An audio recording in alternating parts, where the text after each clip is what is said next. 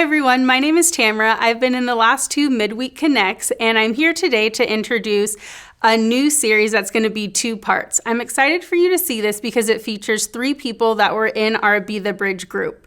They're going to talk a little bit about how they viewed race growing up in their family, how some events from the past, for example, such as Colin Kaepernick, was viewed in a certain way, and now what their current views on race, diversity, and racial injustice are, having the new information from Be the Bridge. Their names are Dean and Lauralyn Vasquez and Eric Lindquist, and I hope you stick around to watch both parts of this.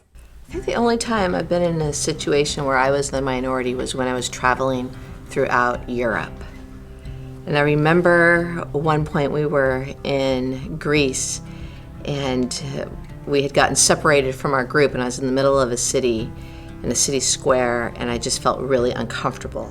Like nobody's gonna understand me. It was more awkward than fearful. I wasn't fearful, but it was awkward. Yeah, the only time I've been the minority was in a summer travel through college in South Africa. And we were living in a township for a month. And so there was 8 or 9 Caucasians out of 250,000.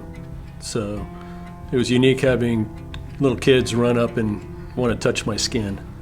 The only time I can remember being a minority in a situation would be, we had a friend who was singing in a choir at a black church. She was white. And we went to the church to see her and to participate. And we were definitely looked out of place. But the funny thing is, in the middle of the service, the pastor says, "Hey, we've got some friends in the back, new people, come on and stand up." And so it was, everybody was so gracious and nice to us, but it definitely, we felt, like we were out of place or noticeable. Wow, so when I think about Colin Kaepernick kneeling during the national anthem and the reactions from that, what my perception is it violated such a strong tradition that there was really no consideration of why. But all the way back to when I was in elementary school, we would stand up and do the flag salute, and every time you're together as a school, you're singing the national anthem, and it became such a dearly held tradition. And then after 9/11, the troops would come in and huge flags, and so I didn't understand for a long time why he did it, but the reaction was so visceral by so many people. There was a violation taking place, and it seemed like it was the tradition that was just getting stepped on, when I know that wasn't his intent. I didn't understand it. Because I'm not football, because I don't have a history with the military and the flag, I'm sensitive to the flag. I love our country, and I felt that, I know it represents so much more, but because I didn't come from that cultural heritage of the flag being so important, I was more prone to, hey, what does this guy have to say? And not realizing how polarizing it was. I stepped into it often thinking I was being a bridge builder when actually I was making people more upset about it all. Yeah, I didn't understand why so many people had such a negative reaction, but that's kind of maybe where I come from. But I think it has something to do with their idea of patriotism and what that means. I just thought, it was a reasonable patriotic act to, peacefully protest something you didn't agree with. But I don't have the attachments that other people have to that symbol. Mm-hmm. I mean, I value America and the flag, but I don't have the symbol itself. Doesn't have that meaning for me. So it was hard for me, and it's still hard for me to understand the intense negative reaction that got. Yeah, it really did cause me to listen to what is the intense reaction. I think I understood the power of being a patriot, of the whole symbol after that I didn't understand. Mm-hmm. So when I think about what I learned from my family about the ideals of inclusion and racism, it was everybody was welcome, but it was such a non-racially diverse community. It wasn't, it really wasn't ever an issue. Even at the high school, and it would be the biggest school I was part of, there was so few non-white people. And in our neighborhood, kids I'd run around with and play with were all just looked like me. So, everybody was welcome, but everybody that was around was Caucasian. So it was a unique situation as that changed throughout life and the communities became more diverse to encounter that. But growing up, it was not a discussion, and it really wasn't ever anything we encountered. Yeah, I'm with Dean on this. It was just not talked about, and there was basically no interaction with people of color. There was no opportunities, there was no tension there because it didn't exist. My community was very not diverse, let's put it that way. So I didn't address it, never had to. I remember a story that I heard as a child. It was being talked about in my home, and it was said along the lines of, isn't it interesting that we, being white people, hire the Japanese to do our yards, who then hire the Hispanics. And so I became really clear, I was probably 7 or 8, that there was some kind of social hierarchy happening at that moment. And I do believe that it was an undercurrent that was at my house, even though it wasn't, they would never say they were racist. There was just this ideology, this idea that things were very different. When I think back to growing up, the race topic or any type of diversity was kind of humorous because my last name is Vasquez. Our heritage is from Spain, but we would be on paper lumped in with a Mexican or Hispanic category, and I probably fulfilled the quota for my school at that time in elementary school, and I can't be any more non-person of color. So it was almost humorous, as I remember conversations where it was kind of a joke that, we were the quota, and we're not. The topic of race never came up in a discussion outside of certain stories. My grandmother was a missionary child in Japan, so we would talk about cultural differences that she grew up with. But I do remember when busing was taking place. I grew up in Monrovia as a young child, and I remember hushed conversations about us needing to move because busing was going to take place. And I had a friend who was a black little girl, went to her birthday party. I will never forget having so much fun because we danced so much. But I remember there being this idea of that not being okay, but I didn't know why. I was a third grader at the time. In my family, I don't think we discussed race at all, but I just remember little things that might come up. I remember, I don't know what the context was, but someone trying to encourage that my dad wasn't racist because he had a black friend or something like that. I don't know if he said anything or what the context was, but that came up. And I do remember someone, a black family was going to move in to our neighborhood, a street over and up the top of the hill, the Lattimores.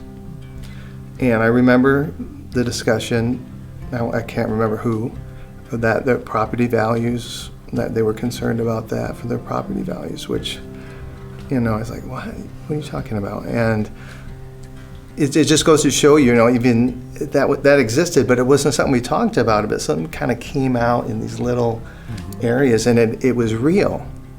But as a kid, I'm not concerned about property values. I don't know what he's talking about. So. This has been this idea of white privilege has been hard for me to really wrap my head around. I was raised in the suburbs. I'm a suburban white woman, and I had a hard life growing up. So when I first heard white privilege, I kind of pushed back on it because my life's been hard. What do you mean privilege? We've had to work, and it wasn't until I started really researching and reading what was meant by that then clearly I have privilege. remember during the last recession, being really frustrated with medicine and the cost of medicine, because we had children who needed a certain medicine. We had 3 girls that needed a medicine that cost $300 a month. And then I realized that we had family members who could help us out. And I understood, looking back, that we've got some privilege in our lives from the wealth that has been in our family. Even though we may not have necessarily had it in that moment, we had a safety net. And that there being so many people in our world that don't have that safety net. So that's privilege. I acknowledge the privilege of Southern California, of being in the United States, but even on top of that, there is financially a huge privilege. And we've talked about the privilege of being white. As a woman, I won't ever run by myself. But it was never because of a skin color issue. It was because I was a woman, and there was some fear with that. But I've never thought about being looked down upon or being questioned of my worth or a job or a friendship because of the color of my skin. Yeah, white privilege is a tough one. As we've talked and learned and studied, it goes far beyond finances. I as a white man have a privilege to not be afraid of a lot of things that I'm learning from my black friends. That's not the same. We didn't have the conversation with our children and their friends. If you're pulled over by a law enforcement officer, this is how you act. Our conversations were, if you get pulled over, make sure you're getting home safe, and we'll be talking about why you got pulled over, because I want to know what you did. And understanding that's a privilege. Not everybody has that. So defining privilege was hard. But now that I'm looking at it as how we're able to live our lives that's different than other people, there's a lot of privilege there. And if I spend time historically looking, then it becomes glaringly obvious, which has been an effort, and it's difficult. We did work hard. We do work hard for what we have, but we haven't had near as many roadblocks as many other people that are, the only difference is the color of their skin. And that's a privilege. Yeah, I definitely believe in white privilege. I know it's hard for a lot of people to accept or understand. For myself, I believe it. But I think it's because when we think of privilege, we think of something very grandiose, like Dean was alluding to. It's subtle things, small things that you would never notice that I can do or I'm not prevented from doing because of the color of my skin. And that really came out in the Bridge group that we had, this understanding other people's experience and how it was different than mine. That is so powerful to understand. And I'm still learning about white privilege, and I think it's going to be constant learning, and it's not to feel guilt, but it's to understand that someone else doesn't have the same experience that I do. So when I see a law enforcement officer on the freeway, 2 things come to mind instantly. First is looking at the speedometer and making sure I'm not speeding, which is not always the case. And second is not to react, if I am, not to react too quickly to draw attention and just slide on by. But, I don't want the ticket. I don't want to have to explain when I get home I got another ticket. It's definitely a preservation of funds type situation. I don't want to get a fine, and I don't want to be the one getting caught. I've never been afraid. I have been, man, I got caught again. I'm a speeder. And, it's like, dang it, Lauralyn, stop with the lead foot. It's my own fault. So it's been clearly, when I've been pulled over, it's because of something that I've done. Yeah, when I see a police officer or a police car, I just get nervous for a second, like, looking at the speedometer. Am I going too fast? Am I going to get pulled over? But I don't, that to the extent of it, that's all I'm concerned about is, am I going to get a ticket? Am I going to get caught? I do speed sometimes, and I did get pulled over recently for cell phone in my hand, which is bad, and I've corrected that. But, the police officer was very nice and just gave me the ticket, and I was done. So I didn't. When I had this conversation with some friends of color, it became clear that I've been pulled over with a clear, like I knew what I had done wrong, but very few times.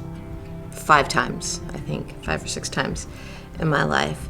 Whereas so many of my friends of color, it's been 10, 20 times. One person, too many times to count. And he lived in Orange County, and very wealthy individual, successful individual. And so that kind of hit me a little bit that, wow, it's, and for stuff such as being in a nice car, asking him why he's in that car, I've never had that kind of fear or wonder or anything like that happen to me. Yeah, I think maybe 5, 6 times in my life been pulled over, and I think it's what we were talking about earlier. It's privilege because I wouldn't know any different. That's just what I know. I wouldn't know someone else didn't have that experience or didn't have my experience unless I talked to someone else who didn't have that experience. Yeah, that's good. And that's where the conversation is important between us. After listening to so many stories from people of color, I finally understand why they don't trust. I didn't understand at first, and when I first would hear the stories on the news, I thought instantly they must have done something horrific to get killed, or they must have done something wrong to get pulled over. Became very much aware why there is fear, why a mom would tell her child, put your hands on the steering wheel and make sure your hands are visible at all times, something we would never tell our kids. And then there became a time that my own daughter, who's married to a black man, was sharing some of their experiences. And the more I've listened, the more I am now afraid for my friends of color based off of the stories that they've shared. Mm-hmm. It's difficult to understand until we're in the situation. You and I had lots of conversations over the years on inequality and other stuff, but until Craig entered our life,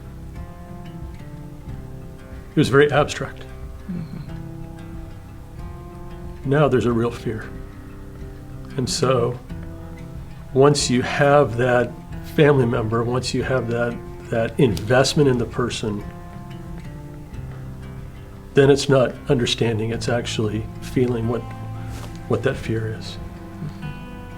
That's been hard. Yeah. Our son-in-law is black, and we loved him from day one. And in our ignorance, uneducatedness, we wanted to say we didn't see color. Our children bring everybody in. And our daughter was able to really say, no, Mom, we love his chocolate skin. We love his color. And seeing his color honors him. And it's who God created him to be, in the image of God. And we need to be able to identify that. And so with that has also come the understanding that his life is so much different than ours, that we just didn't know. Mm-hmm.